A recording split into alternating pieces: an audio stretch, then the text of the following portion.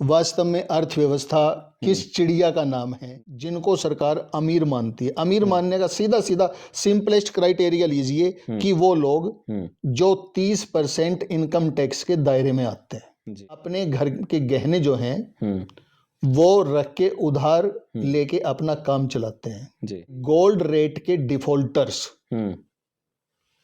उनकी संख्या भी 45% से ऊपर हो गई है। जो फैमिली पहले अच्छी स्थिति में थी, घर में एक बीमारी आ गई और उस पर इतना खर्चा हो गया कि उसके बाद उसकी आर्थिक स्थिति सुधरी ही नहीं। बिल्कुल। एजुकेशन एंड हेल्थ, ये दो सर्विसेज देश के हर नागरिक के लिए फ्री होनी चाहिए कि घरों में हमारी माँ, बहनें, चाची, ताई सारा दिन घर का काम करती रहती हैं, उनकी सर्विसेज को हम कहीं मार्केट वैल्यू असाइन नहीं करते।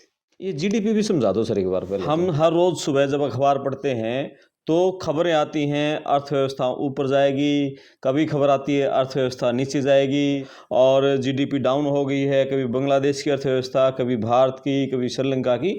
तो आखिर ये अर्थव्यवस्था क्या है? आम आदमी से ये अर्थव्यवस्था कैसे जुड़ी हुई है? ये अर्थव्यवस्था हमें कैसे प्रभावित करती है? जो मिडल वर्ग है वो इस अर्थव्यवस्था का हिस्सा कितना है? तो इसी अर्थव्यवस्था को समझने की कोशिश करेंगे। क्या गणित है इस अर्थव्यवस्था का और किस किस तरह से अर्थव्यवस्था पूरा जो सिस्टम है, जो हमारा लेन देन, खरीद, देशों की जीडीपी, वो किस तरह से मतलब कैसे काम करती है, कैसे वो अभी पिछले दिनों हमने खबर पढ़ी थी कि देश की जो जीडीपी का अनुमान है इस बार 7 से भी नीचे है, 6.4 तन 6.8 रहने का ऐसा कुछ अनुमान था। तो इस पर बात करने के लिए आज हमारे खास मेहमान हैं सीनियर अर्थशास्त्री प्रोफेसर ओपी गुप्ता जी। जी नमस्ते सर। और आप अपने कमेंट्स भी इस वीडियो पर लिखना। पहला एक गंभीर टॉपिक अर्थव्यवस्था से जुड़ा हुआ हम पड़ताल टीवी पर लेकर आए हैं। अब लगातार जो मिडिल वर्ग की समस्याएं हैं, मिडिल वर्ग का उभार कैसे हो, और आगे बजट भी आने वाला है, उसको लिए भी हमारे जो केंद्रीय वित्त मंत्री हैं निर्मला सीतारमण लगातार वो चर्चाएं कर रही हैं, मीटिंग कर रही हैं अलग अलग मुद्दों को लेकर। तो लगातार हम आम आदमी से जुड़े मुद्दों को लेकर आने की कोशिश करेंगे। जी प्रणाम सर। प्रणाम। ठीक हो सर? हाँ जी। जी, ये बहुत गंभीर टॉपिक है और आपने कई सालों तक कॉलेज में पढ़ाया, प्रिंसिपल के पद से आप रिटायर हुए।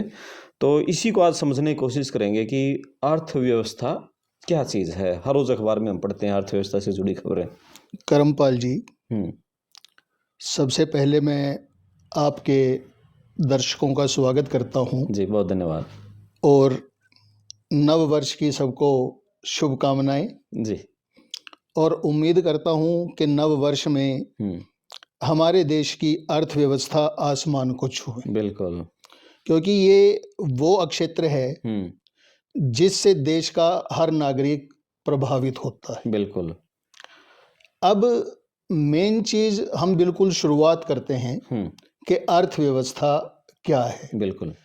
डेली सुनते हैं, बातें करते हैं, आपस में भी बड़ी बड़ी बातें होती हैं, छोटी छोटी बातें होती हैं, लेकिन वास्तव में अर्थव्यवस्था किस चिड़िया का नाम है वो उसकी जानकारी होना हमें जरूरी है। आम आदमी तो क्या सर, पढ़े लिखे लोग भी नहीं समझ पाते इन बातों को। तो इसको सिंपलेस्ट वे में या साधारण शब्दों में मैं एक प्रोसेस कहता हूँ जी।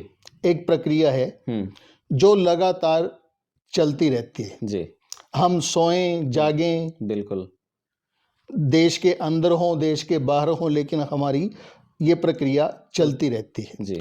और इस प्रक्रिया के अंदर क्या है कि लगातार चलने वाली प्रक्रिया जिसमें मानव अपनी रोजी रोटी कमाने के लिए, आजीविका कमाने के लिए आर्थिक क्रियाओं में लगा रहता है, उसको हम अर्थव्यवस्था कहते हैं जी। 3 चीजें हुई। नंबर 1 कि ये लगातार चलने वाली प्रक्रिया, ये रुकती नहीं जी। नंबर 2, इसमें इंपॉर्टेंट मानव अपनी आजीविका कमाने के प्रयास हैं जी। नंबर 3 कि वो जिन क्रियाओं में लगा हुआ है वो आर्थिक क्रियाएं होनी चाहिए जी, अनार्थिक नहीं होनी चाहिए, आर्थिक होनी चाहिए। अब यहाँ भी पैसे से लेन देन से जुड़ी हो, पैसे के लेन देन से जुड़ी हुई हो। इसमें बहुत सूक्ष्म सा अंतर है आर्थिक और अनार्थिक क्रियाओं में जी। जैसे मैं एक टीचर रहा हूँ, मैं क्लास में बच्चों को पढ़ाता हूँ जी। सरकार मुझे नौकरी दे, तनख्वाह देती है, वो मेरी आर्थिक क्रिया होगी जी। लेकिन वही काम मैं क्लास के बाद मेरा कोई विद्यार्थी मुझसे आके कोई प्रश्न पूछता है या मैं घर पे अपने बेटे को पढ़ाता हूँ या किसी दोस्त के बच्चे मेरे पास आते हैं, उनको इकोनॉमिक्स के बारे में कुछ बताता हूँ, विषय के बारे में बताता हूँ और उनसे कुछ नहीं लेता, तो वो मेरी अनार्थिक क्रिया है। बिल्कुल। तो जरूरी क्या है कि आदमी की आजीविका कमाने के लिए वो आदमी अपनी आर्थिक क्रियाओं में लगा रहे। जी। आर्थिक क्रियाओं में उपभोग आ जाएगा, कंजम्पशन, आर्थिक क्रियाओं में एक्सचेंज आ जाएगा, आर्थिक क्रियाओं में प्रोडक्शन आ जाएगी जी। और आर्थिक क्रियाओं में और बहुत सारी क्रियाएं आ सकती जिसमें आदमी का लगा रहना जरूरी है। ठीक, कितने प्रकार की है ये? जैसे आपने बताया 3 प्रकार की होगी। अर्थव्यवस्थाएं मुख्य तौर पे हम अर्थव्यवस्था को पूंजीवादी अर्थव्यवस्था, हम समाजवादी अर्थव्यवस्था जी। और मिश्रित अर्थव्यवस्था के रूप में बांटते हैं। जी। पूंजीवादी अर्थव्यवस्था वो अर्थव्यवस्था है जिसमें उत्पादन के सभी संसाधनों पर निजी क्षेत्र का अधिकार होता है। बिल्कुल। क्या प्रोड्यूस करना है, कैसे प्रोड्यूस करना है, किन के लिए प्रोड्यूस करना है, ये सारे के सारे निर्णय जो है वो निजी क्षेत्र लेता है। बिल्कुल। यानी उसका स्वामित्व होता है, नियंत्रण होता है। कारपोरेट, प्राइवेट, कारपोरेट बड़ी बड़ी कंपनीज आप कह सकते हो जी। दूसरा आपका सोशलिस्ट या पब्लिक इकोनॉमी बोल सकते हो, सोशलिस्ट इकोनॉमी बोल सकते हो, जिसमें उत्पादन के संसाधनों पर सरकार का नियंत्रण रहता है, स्वामित्व होता है जी। वही क्रियाएं क्या प्रोड्यूस करना है, किन के लिए प्रोड्यूस करना है जी, कैसे प्रोड्यूस करना है, ये सारी की सारी निर्णय जो हैं वो सरकार लेती है जी। और तीसरी है मिश्रित अर्थव्यवस्था, मिक्स्ड इकोनॉमी, यानी जिसमें प्राइवेट सेक्टर भी है, पब्लिक सेक्टर भी है जी।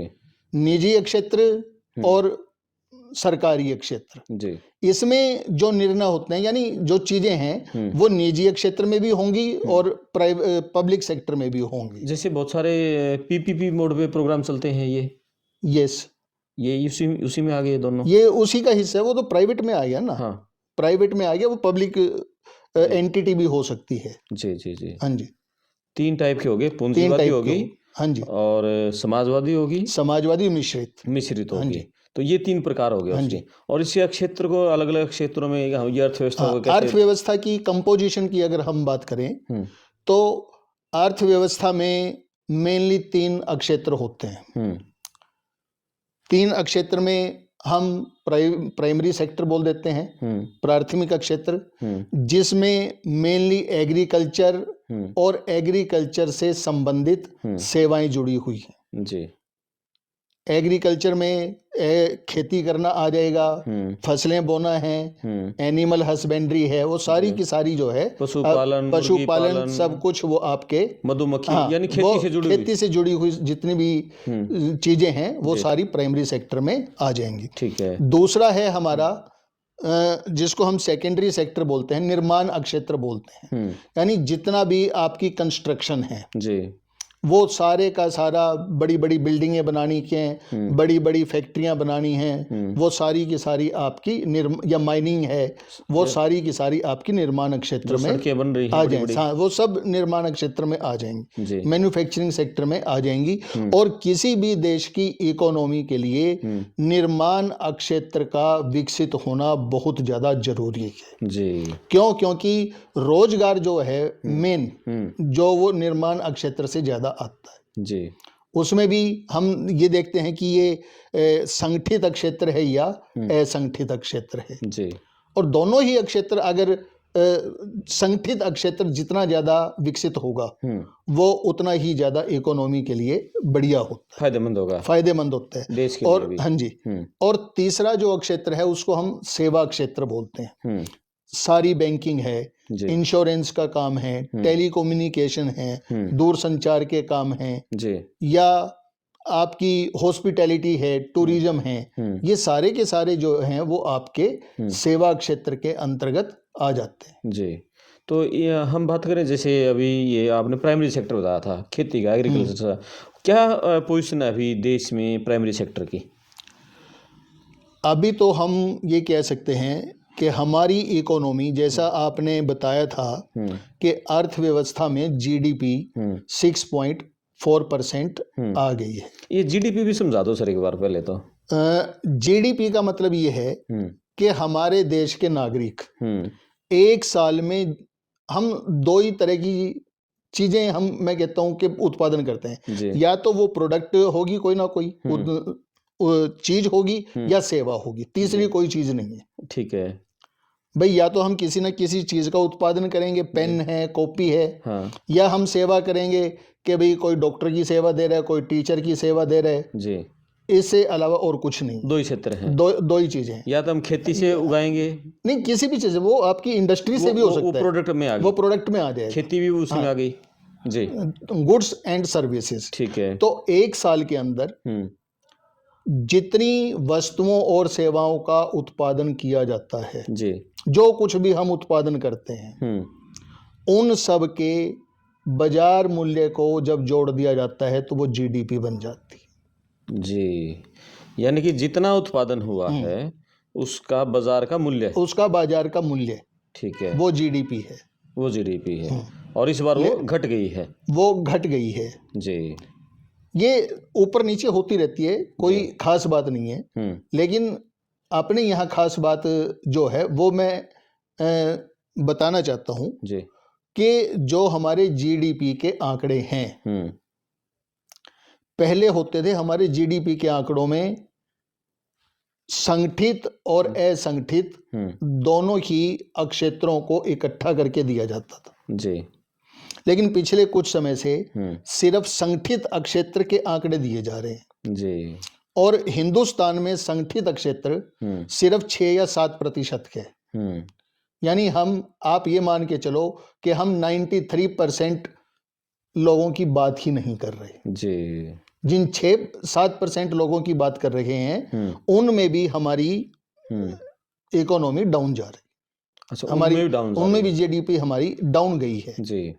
और जिनकी बात नहीं करे उनकी तो डाउन है ही है। अब वो तो सर एनालाइज करने पे पता चलेगा कि उनकी स्थिति क्या है, क्या नहीं है जी। हाँ, जिनकी बात ही करें उनकी डाउन है। हाँ, उनकी डाउन है जी। क्योंकि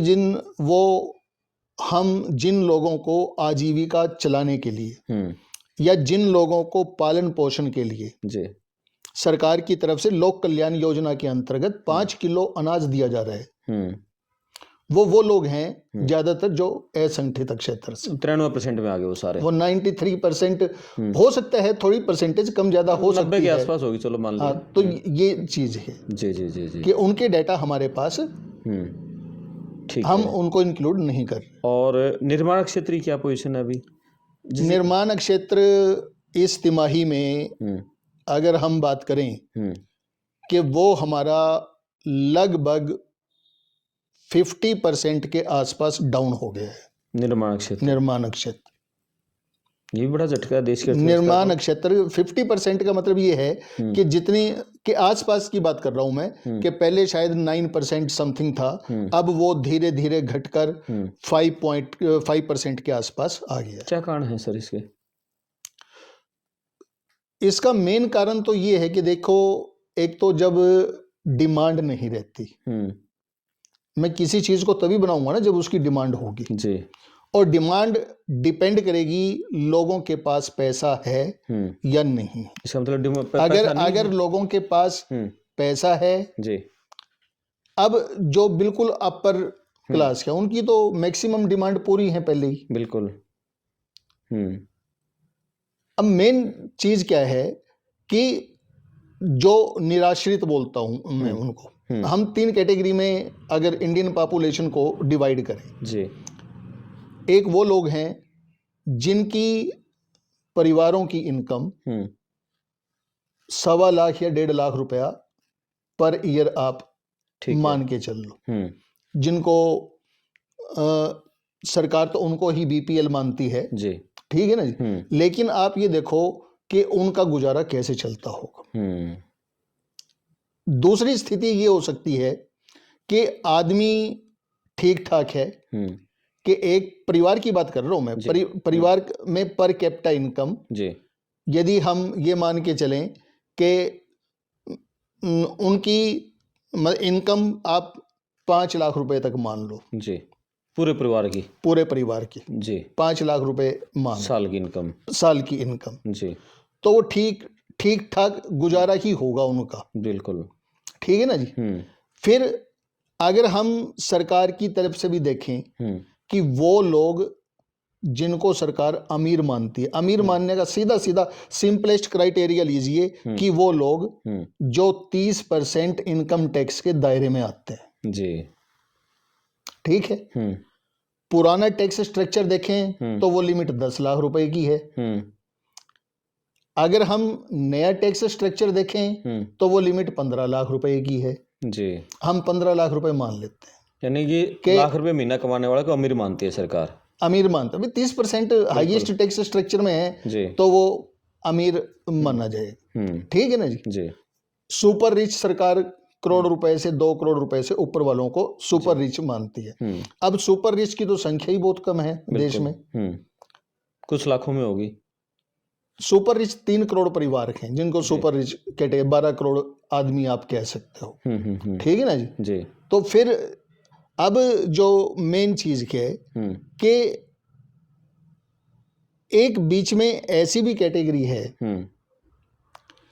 जो ना तो नीचे जा सकती जी, उनको खर्चे करने अपने से ऊपर वालों को देख के, तो वो किस चीज के ऊपर डिपेंड रहेंगे, पैसा उधार लेंगे, लोन लेंगे और क्योंकि सिबिल रेट उनका ठीक नहीं है तो लोन भी कहां से लेंगे, नहीं मिलेगा तो अल्टीमेटली वो गोल्ड लोन की तरफ जाते हैं कि अपने घर के गहने जो हैं वो रख के उधार लेके अपना काम चलाते हैं जी। और अभी जो लेटेस्ट रिपोर्ट आई है उसमें करमपाल जी मैं आपको बताना चाहूंगा कि गोल्ड रेट के डिफॉल्टर्स उनकी संख्या भी 45% से ऊपर हो गई है। ओ, यानी व्यक्ति है, जरूरत पड़ी, उसने अपने गहने जी रखे, पैसा उधार ले लिया, लेकिन समय पर वो उनको छुड़ाने में असमर्थ नहीं चुका पाया पैसा, वो छुड़ा नहीं पा रहा जी। यानी कि आमदनी नहीं है, लोगों के पास पैसा नहीं है, पैसा या खर्चे ज्यादा बढ़ गए। दो चीजें हैं, हमने अपनी जरूरतें बढ़ा ली, ये हो सकता है जी। एक हो सकता है कि हमारा जो उपभोग है, कॉन्स्पिशियस कंजम्पशन हम बोलते हैं कि हम जो जरूरत है ना जी, जरूरत के हिसाब से नहीं बल्कि अपने पड़ोसी को देख के खर्चा कर रहे हैं जी, उसमें भी ज्यादा प्रॉब्लम आती है। और हमारे मिडिल वर्ग में ये समस्या ज्यादा है, हमारे मिडिल वर्ग में ज्यादा है जी।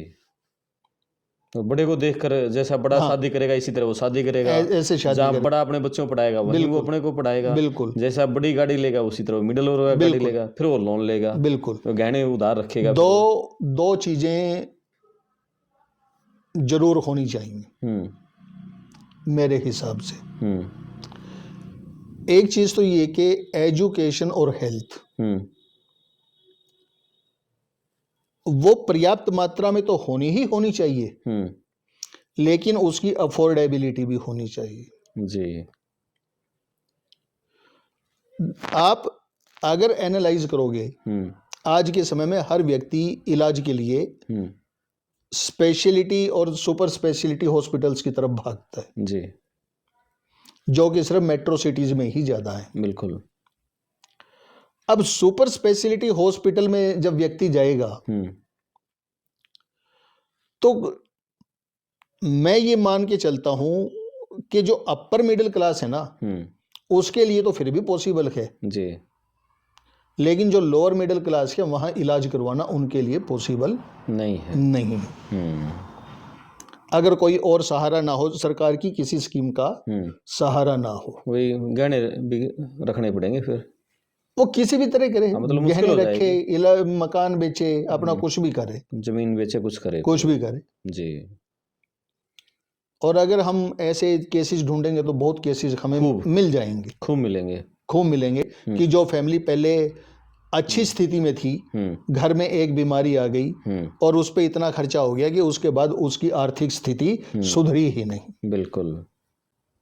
तो इसके लिए सरकारी सिस्टम में हमारा एजुकेशन और हेल्थ आप करें वो मजबूत होना चाहिए। एजुकेशन और हेल्थ मजबूत होना चाहिए। मजबूत होने का मतलब ये है कि मेरे अगर पर्सनली वो विचार जानो तो मैं तो ये कहता हूँ कि एजुकेशन एंड हेल्थ ये दो सर्विसेज देश के हर नागरिक के लिए फ्री होनी चाहिए जी। आप कहीं से भी अपना खर्चा कट करो, लेकिन ये चीजें आप देश के नागरिकों को फ्री दो और क्वालिटी वाली दो जी।